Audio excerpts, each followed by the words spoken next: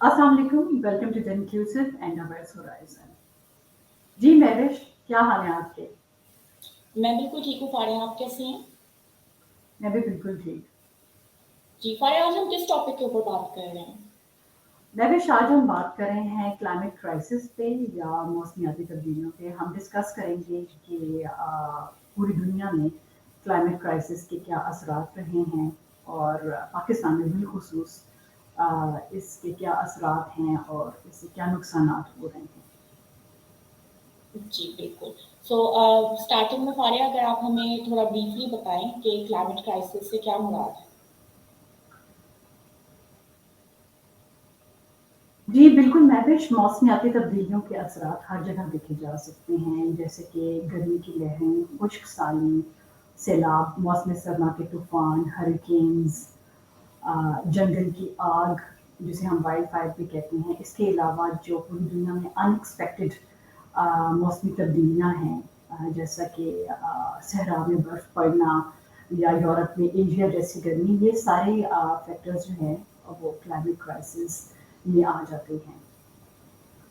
एक रिपोर्ट के मुताबिक 1880 से 2012 तक ग्लोबल टेम्परेचर में तकरीबन 0.85 सेंटीग्रेड का इजाफा हुआ है। बर्फ और इसकी मिकदार में भी कमी आई है।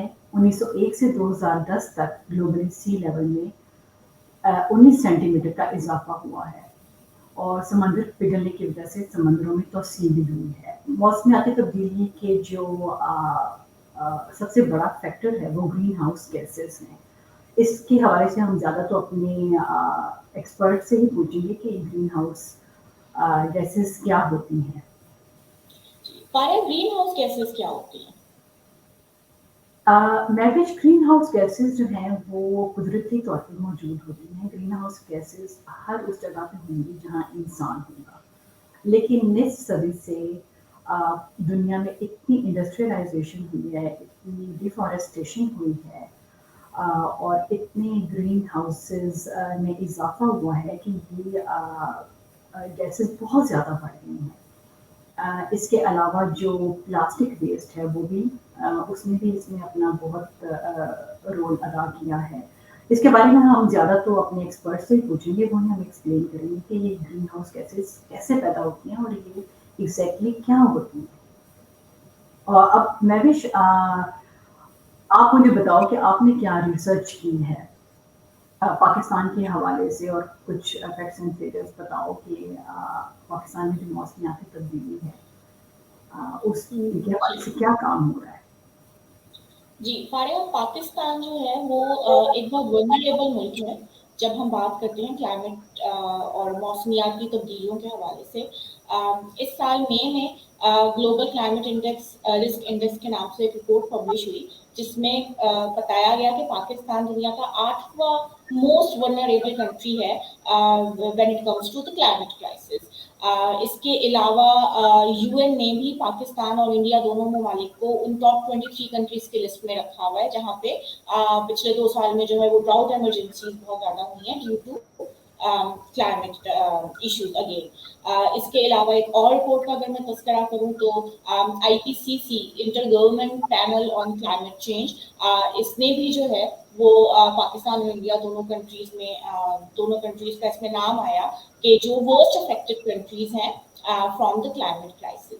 अब इंटरेस्टिंग बात यहाँ पे ये है कि हम पाकिस्तान ग्लोबल एमिशन और ग्रीन हाउस गैसेज में 1% का भी हिस्सेदार नहीं है, मगर जो अफेक्ट हो रहा है, बिकॉज क्लाइमेट क्राइसिस हम जो है वो एक वैक्यूम में रख के नहीं डिस्कस कर सकते कि एक कंट्री ही इन्वायरमेंट को गंदा कर रही है और उसी पे अफेक्ट आ रहा है। So even though Pakistan is not a huge contributor to the global emission rate, but still हमारे हमें नजर आता है कि हमारी तरफ हमारे खित्ते में इसका बहुत ज्यादा असर हो रहा है, और वो असर हमें नजर आता है डिफॉरेस्टेशन को देखकर। राइट नाउ पाकिस्तान में we have just 5.7% area which is covered in forest, even though UN की जो रिक्वायरमेंट है वो 10% है। वो फिर हमें नजर आता है अर्बन फ्लडिंग की सूरत में, या फ्लैश फ्लडिंग जो जैसे इस वक्त पूरी कंट्री में जो है वो मुख्तलिफ सूबों में आपको नजर आ रही है सूरत हाल। और इसके अलावा एक्सट्रीम हीट वेव जो इस साल हमने अप्रैल और मई में देखी, वो भी इसी क्लाइमेट क्राइसिस का नतीजा है। अब इसमें जो है वो ज़रूरत इस अमर की है कि पाकिस्तान जो है वो यूएन के जो एसडीजीज हैं, सस्टेनेबल डेवलपमेंट गोल्स, उनके ऊपर अच्छे तरीके से काम करे और इम्प्लीमेंटेशन करे। मगर इसके बारे में हम बात करने से पहले आपसे मैं पूछना चाहूँगी कि यूएन ने एसडीजीज में क्लाइमेट को लेके कौन-कौन से जो है वो डिफरेंट फैक्टर्स आइडेंटिफाई किए? जी बिल्कुल, मैं भी यूरोप बिलखुसूस स्कैंडिनेवियन जो कंट्रीज़ हैं, उनमें यूनाइटेड नेशंस के प्रपोज़ करदा 6 सस्टेनेबल डेवलपमेंट गोल्स पे काम शुरू कर दिया है, जिसमें बायो या green energy, green economy, green jobs और सस्टेनेबल सॉल्यूशंस शामिल हैं। यूरोप में बहुत सी नॉन प्रॉफिट और स्टार्टअप्स जो हैं वो सस्टेनेबिलिटी और बायोडाइवर्सिटी पे काम कर रही हैं। इसमें जो सिर्फ फेरिस्त गोल्स हैं वो ग्रीन एनर्जी, पावर या फ्यूल, इंडस्ट्रियल प्रोडक्शन में इन चीज़ों की कमी, स्पेशली कंस्ट्रक्शन सेक्टर में ग्रीन सॉल्यूशंस को शामिल करना शामिल है। ये स्टार्टअप्स कॉर्पोरेट वर्ल्ड को सस्टेनेबल सॉल्यूशंस की कंसल्टेंसी प्रोवाइड करते हैं, जैसे मिसाल के तौर पर कंस्ट्रक्शन सेक्टर में आजकल बात हो रही है कि आप ग्रीनरी का इस्तेमाल करें, जैसे कि छतों पे या दीवारों पर ग्रीनरी लगाने का जो रुझान है वो काफ़ी बढ़ रहा है, और जो कंस्ट्रक्शन कंपनीज़ हैं वो ऐसे तरीके मुतारिफ करवा रही हैं जिससे वेंटिलेशन सिस्टम बहुत नेचुरल हो और कम से कम एनर्जी इस्तेमाल हो। यूरोप की ग्रीन डील के मुताबिक यूरोपियन पार्लियामेंट ने तमाम ईयू ममालिक ने 2050 तक ज़ीरो नेट एमिशंस का गोल हासिल करने का मुआहदा किया है, जबकि इसका इंटरिम टारगेट या अबूरी हदफ 2030 तक 55% इखराज या एमिशन में कमी है। इसके साथ साथ 2050 में सस्टेनेबल या पायदार फूड सिस्टम और बायोडाइवर्सिटी को महफूज करने के लिए सर्कुलर इकोनॉमी हासिल करने के लिए भी काम हो रहा है। इस ग्रीन डील पे अमली तौर पर काम करने के लिए ईयू कमीशन ने सस्टेनेबल यूरोप इन्वेस्टमेंट प्लान मुतारिफ करवाया है, जिसका मकसद अगली दिहाई में कम अज़ कम 1 ट्रिलियन यूरोज़ निजी और सरकारी सरमायादारी को महफूज करना शामिल है। महवेश, आप मुझे बताओ कि पाकिस्तान के पर्सपेक्टिव से कि पाकिस्तान में जो है वो पाकिस्तान की गवर्नमेंट की तरफ से कितनी फंडिंग इस सिलसिले में मिली है और क्या काम हो रहा है? हमारे यहाँ पाकिस्तान में आपको जैसे अंदाजा होगा कि हमारा जितना भी पावर जनरेशन अभी हो रही है करंटली, वो है ही कोयले के ऊपर, और पूरी दुनिया में इसके ऊपर जो बहुत ज़्यादा डिबेट हो रही है कि ये सस्टेनेबल मेथड नहीं है। और 2020 में पाकिस्तान ने जो उस वक्त के प्राइम मिनिस्टर थे Imran Khan, he actually was a part of the international climate ambition summit, जो कि वर्चुअली हुआ था, और उसमें उन्होंने ये अनाउंस भी किया था कि पाकिस्तान जो है it will do away with the coal fired power generation. तो हम अब वो उन मंसूबों के ऊपर मजीद काम नहीं करेंगे और हम लोग दूसरे सस्टेनेबल वेज जो है वो मुतारिफ कराएंगे। मगर अनफॉर्चुनेटली अब तक इसके ऊपर हमें कोई खास प्रोग्रेस नजर नहीं आई। कुछ ज़ाहिर है हमारे यहाँ सियासी तब्दीलियां भी हो गई, बट उसके अलावा भी अगर हम देखें तो पाकिस्तान ने ऐसे कई मुआहदे तो ज़रूर साइन किए हुए हैं जिसमें क्लाइमेट चेंज के ऊपर बात की जाती है। जैसे कि UN framework convention on climate change का पाकिस्तान पार्ट है। साउथ कंट्रीज के साथ मिलकर पाकिस्तान ने मुआहदा साइन किया हुआ है। इसके अलावा यूएन इन्वायरमेंटल प्रोग्राम का भी पाकिस्तान पार्ट है। मगर ये तमाम मुआहदे जो हैं वो उस हद तक हम अभी कंप्लीट नहीं कर पाए, या उनकी जो बेसिक क्राइटेरिया है वो पूरा नहीं कर पाए जो कि हमसे एक्सपेक्टेड है। तो ग्राउंड लेवल पे अगर देखें तो पाकिस्तान में जो है वो काम बहुत ज़्यादा इन चीज़ों के ऊपर फिलहाल नहीं हो रहा है, और उसके हमें असरात भी जो हैं वो नज़र आते हैं। अगर जैसे हम करंटली देखें जो फ्लडिंग की सिचुएशन हुई है, तो that could be one of the reasons. आप थोड़ा सा अगर इस बारे में रोशनी डालें कि इंटरनेशनली जो है वो कौन से ऐसे प्रोजेक्ट्स हैं जो कि काम कर रहे हैं specifically when it comes to flood water और इससे रिलेटेड जो चीज़ें हैं।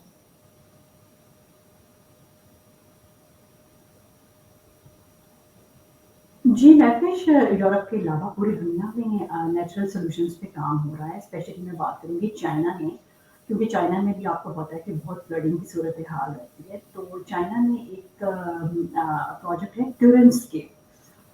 उस प्रोजेक्ट में वो क्या करते हैं कि जब मानसून और फ्लडिंग का सीज़न आता है तो वो इस पानी को सेव कर लेते हैं और उसको एग्रीकल्चरल पर्पसेस के लिए इस्तेमाल किया जाता है। इसके अलावा उस पानी को वो वेटलैंड्स या स्पॉन्ज सिटीज़ के तौर पर भी इस्तेमाल करते हैं और तूफ़ानों, सैलाब से आए हुए पानी को प्यूरिफ़ाई भी किया जाता है। इसके को-फाउंडर डॉक्टर यू हैं और वो ये कहते हैं कि फ्लड्स आर नॉट एनिमीज़ और फ्लड्स को हम बहुत अच्छी तरह फ्लड्स के पानी को इस्तेमाल कर सकते हैं। और इसके अलावा वैविश आपको पता होगा कि अमेरिका की नायब सदर कैमला हैरिस ने इन्फ्लेशन रिडक्शन एक्ट भी प्रपोज किया है। इस एक्ट की जो या इस प्रपोजल की जो इन्वेस्टमेंट है वो तकरीबन $369 बिलियन की सरमायादारी होगी जो कि एनर्जी सिक्योरिटी पर काम करेगी और इस प्रोजेक्ट के तहत 5,50,000 अमरीकियों को क्लीन एनर्जी जॉब्स मिलेंगी और इसका मकसद 2020 तक 50% ग्रीन हाउस एमिशंस को कम करना है। जी, ये बहुत अच्छे प्रोजेक्ट्स हैं जिनके बारे में आपने बात की। पाकिस्तान में भी बहरहाल पिछले चंद सालों में हमने कुछ ऐसे प्रोजेक्ट देखे जैसे कि बिलियन ट्री सुनामी, एक बड़ा ही मशहूर ज़माना हमने यहाँ प्रोजेक्ट देखा जहाँ पे बहुत ज़्यादा फॉरेस्टेशन के ऊपर जो है वो काम हुआ। इसके अलावा भी कुछ प्राइवेट सेक्टर में भी थोड़ा बहुत काम हो रहा है, लेकिन स्टेट को ओन करने की ज़रूरत है। पहले तो इस चीज़ को एक्सेप्ट किया जाए कि जी क्लाइमेट क्राइसिस जो है हमारे ऊपर अब आ चुका है और we need to take steps. हमारे पास एक मिनिस्ट्री तो है जिसको हम क्लाइमेट मिनिस्ट्री अपनी कहते हैं, क्लाइमेट चेंज, और उसके अंदर फिर इनकी मजीद सब काउंसिल्स भी बनी हुई हैं। सो 2017 में बेसिकली जो है वो एक क्लाइमेट चेंज एक्ट बनाया गया था और उसके तहत जो है आपकी मिनिस्ट्री के अंदर सब इंस्टीट्यूशंस भी क्रिएट किए गए। We have climate change council, we have climate change authority और तीसरा हमारे पास है क्लाइमेट चेंज फंड। और इसके अलावा एनडीएमए का तो आपको पता ही होगा, national disaster management authority. But इतने ज्यादा इदारों के होने के बावजूद जो है वो अभी सही लेवल पे इस तरह की पॉलिसीज नहीं बनी है, इस तरह की जो है वो मंसूबे नहीं बनाए जा रहे जिसका हम कोई जो है वो नतीजा देख सकें और हम देख सकें कि किस तरह जो है ये जो एक क्लाइमेट क्राइसिस हमारे ऊपर आ गया है इसको अवॉइड करने की कोशिश की जा रही है या एटलीस्ट इसके जो हैजर्ड्स हैं, जो इससे नुकसानात हो रहे हैं उनको मिनिमाइज करने की कोशिश की जा रही है। तो एक आधा प्रोजेक्ट है, जाहिर है मैंने बिलियन ट्री सुनामी का जिक्र किया, इसके अलावा कुछ इंटरनेशनल प्रोजेक्ट्स, इंटरनेशनल फंडिंग के साथ प्रोजेक्ट्स हैं। ग्रीन प्लांटेशन प्रोग्राम चल रहा है, Pakistan snow leopard and ecosystem protection programme जारी है, लेकिन दूर असरात जो है वो अभी हमें इनमें से किसी भी प्रोजेक्ट के फिलहाल नजर नहीं आए हैं। ज़रूरत इस अमर की है कि एक तो हमारे जो बजट है उसमें क्लाइमेट क्राइसिस के लिए जो है वो हंगामी बुनियादों पे अच्छी खासी रकम मुख्तस की जाए और फिर उसको उन प्रोजेक्ट्स को इम्प्लीमेंट भी किया जाए और प्राइवेट और पब्लिक पार्टनरशिप के थ्रू जो है ये प्रोजेक्ट्स काम करें तो ज़्यादा बेहतर है, ताकि उसके साथ साथ अकाउंटेबिलिटी भी रहे जो कि एक बहुत ज़्यादा इशू है। क्योंकि अगर इस तरह नहीं होगा तो जो हमें ऑलरेडी सिचुएशन नजर आ रही है कि पाकिस्तान में इस वक्त जो है वो heavy rainfalls, flash floods, landsliding, तो ये सारी चीजें ना सिर्फ हमें जानी नुकसान मिल रहा है इससे, बल्कि इससे बहुत ज़्यादा माली नुकसान और लाइफ स्टॉक जो है हमारी वो भी तबाह हो रही है। जी महवेश, अब हम अपने जो नेक्स्ट सेगमेंट है उसकी तरफ चलते हैं जो कि एक्सपर्ट ओपिनियन है, लेकिन मैं अपने नेक्स्ट सेगमेंट पे जाने से पहले आपको कुछ थोड़े से और फिगर बताना चाहती हूँ कि जो मौसमियाती तब्दीलियों से सबसे कम असरअंदाज होने वाले ममालिक हैं वो ये 3 ममालिक हैं, आइसलैंड, ग्रीस और नॉर्वे।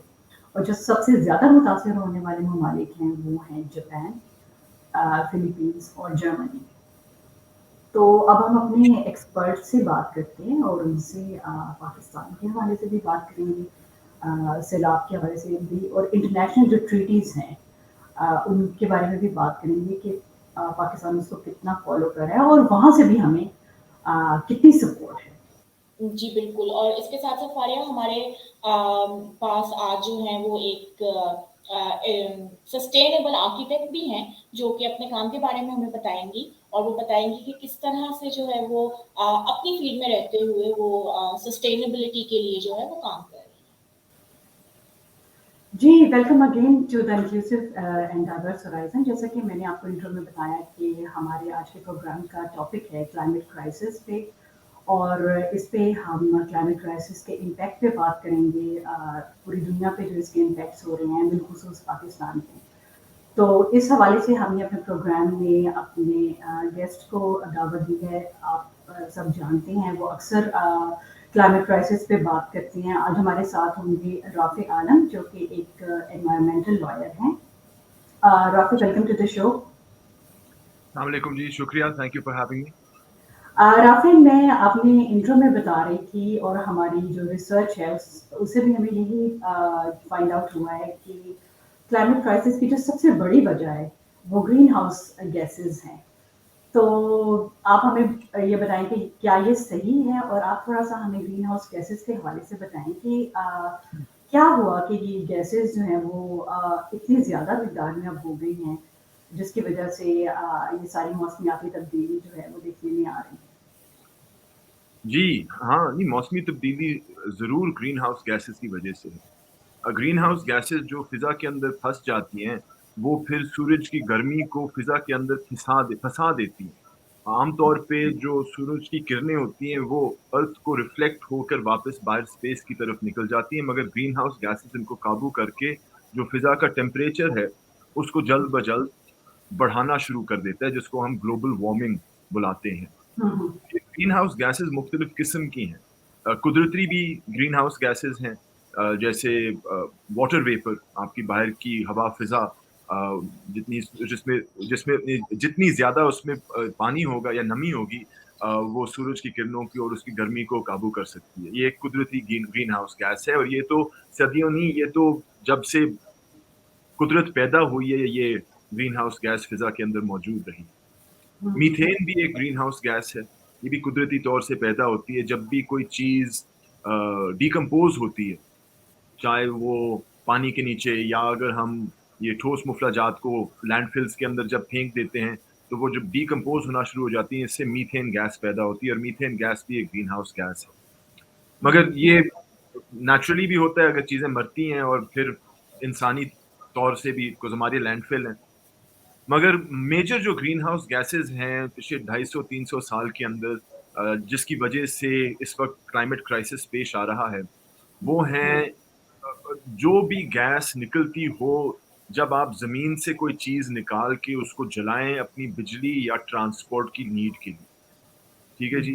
चाहे वो लकड़ी हो, कोयला हो, गैस हो, पेट्रोल हो, डीज़ल हो, जब आप उसको ज़मीन से निकाल के जलाएँगे, उससे ग्रीन हाउस गैस पैदा होगी। और इंडस्ट्रियल रिवॉल्यूशन से आज तक हमारी दुनिया के अंदर इतनी ज़्यादा ग्रीन हाउस गैसेज़ चूँकि हमारा ज़्यादातर एनर्जी का जो सोर्स है वो ग्रीन हाउस गैसेज़ ही हैं, ये फॉसिल फ्यूल्स ही हैं जिससे ग्रीन हाउस गैसेज़ पैदा होती हैं। तो अब ग्रीन हाउस गैसेज़ को नापने के लिए मुख्तलिफ तरीके हैं, ठीक है जी? एक तो हम फ़िज़ा के अंदर कार्बन की शिद्दत को नापते हैं और पिछले साल मेरा ख़्याल हवाई के अंदर मोना लाओ ऑब्ज़र्वेटरी के अंदर उन्होंने कहा कि मेरा ख़्याल 421 422 पार्ट्स पर मिलियन कार्बन कंसंट्रेशन इस वक़्त दुनिया की फ़िज़ा में ऑन एवरेज है। हुँ, हुँ। और ऐसी शिद्दत जो है वो तारीख़ के अंदर आपको तकरीबन 50 लाख से 1 करोड़ साल पीछे जाना पड़ेगा to find another time on earth जब शिद्दत कार्बन की इतनी ज़्यादा थी। और उस वक़्त मैं आपको ये भी बताऊँ कि इंसानियत, ह्यूमैनिटी उस वक़्त थी ही नहीं। ह्यूमन बीइंग सिविलाइज़ेशन जो है वो कोई 1.5 2 मिलियन ईयर से ज़्यादा लंबी नहीं है।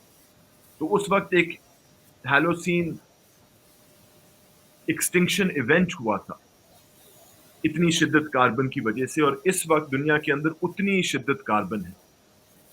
और इसको हम समझने के लिए हम देखते हैं जब हम नापते हैं हमारे पास क्या कहते हैं टेम्परेचर नापने के जो इक्विपमेंट है वो पिछले 2-3 सालों से है, तो हम देख सकते हैं कि एवरेज तौर पे दुनिया की जो ग्लोबल वार्मिंग है वो तकरीबन 1.1 या 2 डिग्री सेंटीग्रेड बढ़ चुकी है बनिस्बत इंडस्ट्रियल रेवोल्यूशन। اور اس وقت صرف 1.1 یا 1.2 پہ ہم فلڈنگ دیکھ رہے ہیں، نہ صرف پاکستان کے اندر مگر یورپ کے اندر. ہم فلیش فلڈز، ہم ہیٹ ویوز دیکھ رہے ہیں.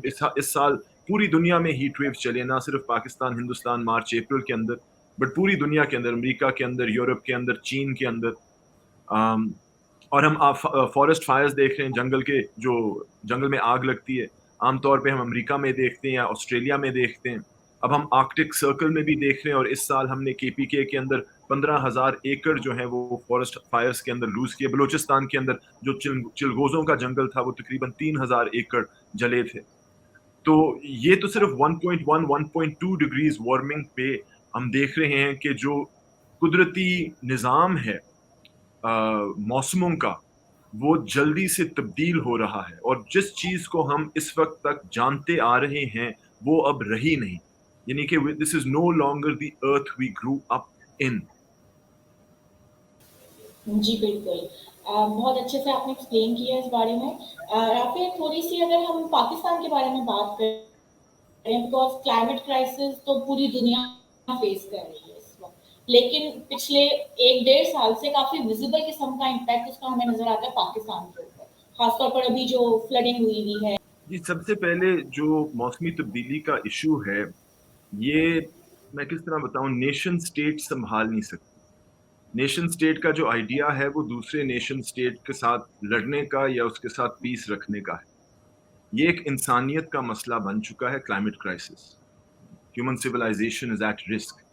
تو اس طرح کے کرائسس میں دنیا کو 200-250 ملکوں میں تقسیم کر کے ان کو آپس میں لڑانا جو ہے ایک بہت سب آپٹیمل سچویشن ہے. یہ مسئلے کو حل کرنے کا کوئی خاص طریقہ نہیں ہے. تو میں یہ نہیں سمجھتا کہ پاکستان زیادہ ولنریبل ہے یا کینیڈا، بیکاز ہر جگہ کلائمیٹ چینج ہو رہی ہے، ہر جگہ فلڈنگ پڑ رہی ہے، ہر جگہ ہریکینز آ رہے ہیں، ہر جگہ ڈراٹس پڑ رہے ہیں. تو ایسا نہ سمجھیے گا کہ کئی ملکوں کے اندر یا کئی خطوں کے اندر کلائمیٹ چینج نہیں ہے، ہر جگہ ہے. پاکستان کی جو آپ نے ولنریبلٹی کا کہا، ولنریبلٹی جو چیز ہوتی ہے نا، it's your ability to stand back up. اگر آپ کو کوئی دھکا دے آپ دوبارہ اٹھ سکیں. دیکھیں نا جی، یہاں جب فلڈ پڑتا ہے تو میرا جو مکان ہے لاہور کے اندر، اس کو تو کچھ بھی نہیں ہوگا، بارش آپ جتنی مرضی کر دیں، آئی ایم ناٹ ولنریبل. مگر جیسے اس وقت ہم دیکھ رہے ہیں پنجاب، سندھ، بلوچستان کے اندر جو فلڈنگ ہو رہی ہے، وہاں تو مٹی کے گھر ہیں، اور وہاں گھر بھی نہیں برباد ہوتے، وہاں پھر سڑکیں، ہسپتال اور سکول بھی ختم ہو جاتے ہیں. تو ان کو دوبارہ اپنے لائف کو سنبھالنے کے لیے نہ صرف گھر بنانا پڑتا ہے، گورنمنٹ کو سڑک بنانی پڑتی ہے، سکول بنانا پڑتا ہے اور ہسپتال بنانا پڑتا ہے. اس کو 10-15 سال لگ جاتے ہیں دوبارہ کھڑے ہونے میں. دس از آر ولنریبلٹی. چونکہ ہم غریب ہیں، یہ نہ سمجھے گا کہ یہاں کچھ زیادہ ہو رہا ہے. ہماری ولنریبلٹی ہماری غربت کی وجہ سے ہے. جی بالکل رافع، آپ تھوڑا سا ہمیں بتائیں کہ پاکستانی گورنمنٹ جو ہے وہ کن پالیسیز پہ اس وقت کام کر رہی ہے، اور آپ یا آپ کی فرم اس حوالے سے کیا سجیشن پاکستان کو دیتی ہے کہ پاکستان کے جو اسپیسیفک سرکمسٹانسز ہیں ان میں پاکستان کو کن اقدامات کرنے کی ضرورت ہے؟ دیکھیں، پاکستان کا جو لیگل، قانونی اور پالیسی، موسمی تبدیلی کے حوالے سے جو قانونی اور پالیسی تاریخ ہے وہ قابل احترام ہے. I think it's quite good. ہم نے 2012 میں ایک نیشنل کلائمیٹ چینج پالیسی بنائی اور 2017 میں ایک کلائمیٹ چینج ایکٹ بنایا. اور آپ کو کہیں اور اس طرح کا ڈیولپنگ ملک نہیں ملے گا جہاں اس طرح ایک وفاقی پالیسی اور قانون دونوں موجود ہوں. مگر پالیسی ہونے کے باوجود دیکھیں، ایک تو اس کو 10 سال تقریباً ہو چکے ہیں اور یہ وفاقی پالیسی ہے. ہمارے صوبوں کو موسمی تبدیلی مختلف طریقوں سے آ کر اثر پڑاتی ہے. پنجاب کے اندر فلڈنگ یا بارش جب ہوتی ہے تو وہاں فلڈنگ مختلف ہوتی ہے. بلوچستان یا سندھ کے اندر فلڈنگ ہو تو وہ مختلف ہوتی ہے. جنگلات زیادہ تر KPK کے اندر ہیں. تو اس طرح جو موسم کے اثرات ہیں وہ ہر صوبے میں مختلف ہیں. اور ہماری وفاقی پالیسی صوبائی پالیسی کا کوئی مقابلہ نہیں. اس وقت کسی بھی صوبے نے بانسبت KPK نے اپنا صوبائی کلائمیٹ پالیسی نہیں بنایا، نہ کلائمیٹ گورننس کو سمجھنے کی کوشش کی ہے. وفاقی طور پہ ہماری جو منسٹری آف کلائمیٹ چینج ہے وہ بنی تھی 18ویں ترمیم کے بعد، وہ ایک وفاقی منسٹری ہے اس کی میں سمجھتا ہوں زیادہ تر ذمہ داری جو ہے وہ United nations frame work convention on climate change اور اس کے تحت جو مختلف بین الاقوامی معاہدے ہوئے ہیں ان کی امپلیمنٹیشن کی رپورٹنگ کرتی ہے۔ منسٹری آف کلائمیٹ چینج کا کام جو ہے وہ اریگیشن ڈپارٹمنٹ کا نہیں، وہ صوبے کا کام ہے۔ منسٹری آف کلائمیٹ چینج کی ذمہ داری ایگریکلچر ڈپارٹمنٹ کی نہیں، وہ صوبے کی ذمہ داری ہے۔ اور اس وقت ہمارے جو صوبے ہیں، صوبائی ادارے ہیں، صوبائی حکومتیں ہیں، ان کو صحیح طرح سوچنا ہوگا اس کلائمیٹ ماحولیاتی کرائسس کے سامنے کہ وہ جلد از جلد اپنی پالیسیز اور اپنی گورننس کو کلائمیٹ چینج کے اندر لے کر آئیں جلد از جلد۔ اور یہ نہ سمجھیے گا کہ صرف درخت لگانے سے کسی نہ کسی طرح، یا پاکستان کی یہ زیادہ تر چونکہ گرین ہاؤس گیسز نہیں ہیں تو یہ ہماری ذمہ داری نہیں ہے، اس موسمی تبدیلی کو اس طرح نہ سمجھیے گا۔ ہاں ضرور پاکستان نے بنسبت جو امیر ملک ہیں، یورپ ہے، نارتھ امریکہ ہے، اس کے بنسبت بہت کم گرین ہاؤس گیسز پیدا کی ہیں اپنی تاریخ کے اندر، مگر وہ ایک مختلف جنگ ہے، وہ ایک مختلف بحث ہے، وہ یونائٹڈ نیشنز لیول پہ چلے گی جہاں ان ملکوں سے پیسے پاکستان آنے پڑیں گے لاس اینڈ ڈیمیج کی کمپنسیشن کے لیے۔ مگر اس وقت یہ بین الاقوامی ذمہ داریوں کو سامنے رکھتے ہوئے ہمیں یہ نہیں بھولنا چاہیے کہ ہماری حکومت، ہمارے جو ادارے ہیں، ان کی ذمہ داری ہے کہ موسمی تبدیلی کو ایک گورننس ایشو بنائیں، اس پہ بجٹ لے کر آئیں اور اس پہ کسی نہ کسی طرح اپنی پالیسیز بنا کر ان پہ عمل کریں۔ Hello everyone, I'm Rafi Alam. I'd like to request you to please subscribe to The Inclusive and get this new news from this new and exciting YouTube channel.